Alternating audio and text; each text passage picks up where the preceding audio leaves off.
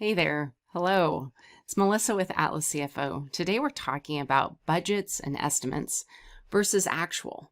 You may have been asked, hey, how do you want to break this budget down, or how do you want to get this estimate out? And it creates some confusion because that term can be used in multiple ways. So we're going to talk about what the budget and the estimate actually means whenever we're looking at a financial perspective, or how that job is going to run through your accounting system. So first, let's deal with why. Why do we care? Oh, well, we care for a whole bunch of reasons, but the number one reason that we care about the estimate is because we want to make good money. So we're putting together this estimate to tell our customer how much we think this project is going to cost and how much it's going to cost them, and then behind the scenes, how much it's going to cost us. And because we're naturally competitive, if we have a budget, we naturally want to beat it. Just the way we are. We like that, especially in our industry. We're naturally competitive in construction. So the goal of this is to make sure that we have our costs right, and that we can make more money, and then we can use that information to then go back into the marketplace and be more competitive. So it's like a win, win, win, win. I don't know. And I have to go ahead and tell you, it's also kind of awesome whenever you're in the accounting side, whenever we have really good company estimates for our jobs. That makes our job in accounting and the work in progress schedule so much easier. So let's dive into this terminology and what terminology we're going to use for the rest of this segment, which is defining what we mean by budget or estimate. A lot of times that word gets used for the customer side. Okay, so for our purposes, we're going to be talking about the company side. So when we say what is the job estimate, that means what is it going to cost us, the construction company, versus the contract is what it's going to cost the customer. So if you think about what you're going to bill the customer, what we've got in cost, and then what's left over is that profit or margin. And that's what's used to cover your overhead and your vehicles and the equipment usage and all of those items. So we have kind of this idea, sometimes we'll say, oh, what's the budget? What's the job budget? And that can be confusing because we can think, oh, is that the customer's budget or is our budget? So for today, we're talking about the company budget, the cost that it's going to take the construction company to do the project. So this is then taken and broken into cost codes or items if you're a QuickBooks user. So you're going to take the company cost. Remember, this is all on us. This is how much it's going to cost us to do the job, not what we're going to bill the customer. And we need to break that out into these cost codes or segments that make sense based on the way we're going to put the job in. And it really doesn't need to be any more complicated than that. You could even just have 5 cost codes. You could just have labor and material and equipment and travel, or whatever you like, but you don't have to get really detailed. You can make them very simple. The goal is that whatever you set up for your cost codes, that you have an estimate that has those same cost codes and you have actual that has those same cost codes. See, isn't that pretty?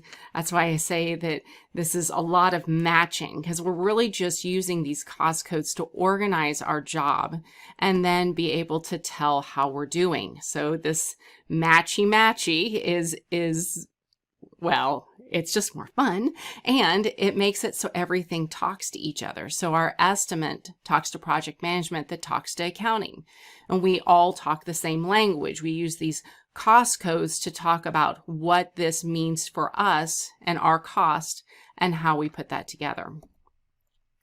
So the estimate is just our cost in cost codes, and there is another video on cost codes if you'd like that.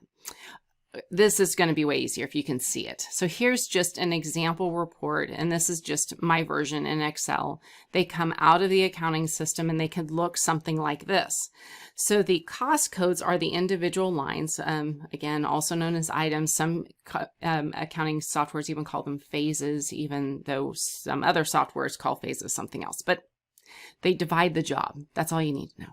So you divide that job into segments, and we've got this estimate. So that estimate is how much we think it's going to cost and then how much it actually costs.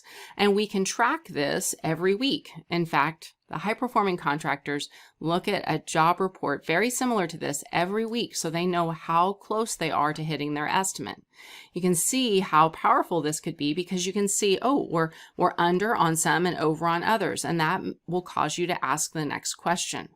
So we're just comparing what we thought it was going to cost to what it actually costs. And then we can ask those next questions, which is this right? Hey, we have to first identify, could we be doing, can we have something in the wrong category? If it's doing better, why? If it's doing worse, why? There's a whole series of questions that you can ask now that you have that information. And a lot of times people say, well, that's accounting's job. Accounting does the costing.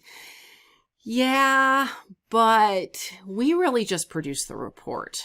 You project managers, that's where the secret is. It's our project managers and estimators have the ability to tell us in accounting whether it looks right, whether that estimate to actual is lining up, whether the job looks the way they want it to, whether there's something that looks strange. So although we want to say this is accounting's world, this is actually a great place for accounting and project management and estimation to work together to create a system that allows you to continuously track what works in your organization, how you want to put a job together. This is like the best. This is the wonderful, perfect world that I talk about, where we have the same language and we're all talking about the same thing. So yes, accounting can give you the report, but accounting can't tell you exactly whether those costs should be in that job or this other job, because we don't even understand exactly what's happening on the job or where somebody is.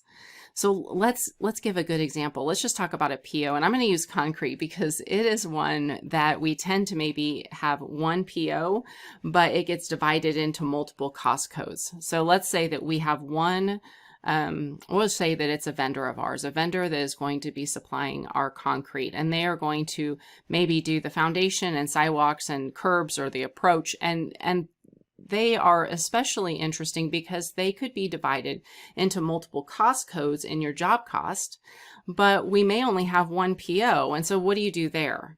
These are the types of things that whenever you address them in your organization, and you may decide, I'm just going to have concrete and it's just going to be one PO and one estimate and one actual cost.